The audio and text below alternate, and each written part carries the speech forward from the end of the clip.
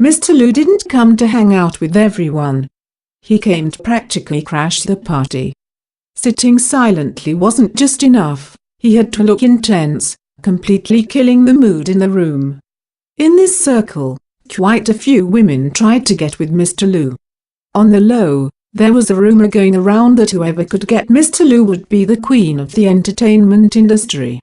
However, Mr. Lu gave off the impression he was far too unapproachable. Female stars who were weak didn't have the guts to try hard on him. Of course, there were some brave ones, but because he was rarely seen outside of shootings or at social events, those brave women didn't even have a chance to try. Yet tonight, Mr. Lu's appearance finally gave these brave female stars a chance. Who knows if it was the alcohol, but Miss Lin Shaye sure was brave enough tonight to pick a song. She came forward, looked at Mr. Lu with fluttering eyes, and asked for a duet.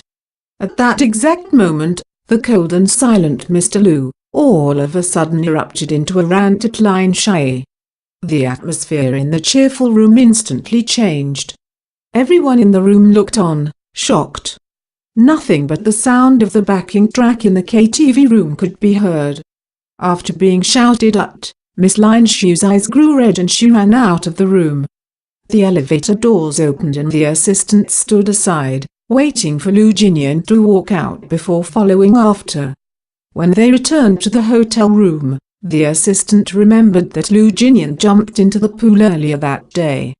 Afraid that he might have caught a cold and it would affect his filming, the assistant ordered ginger tea to the room. He brought it over, taking it off the hands of the hotel staff.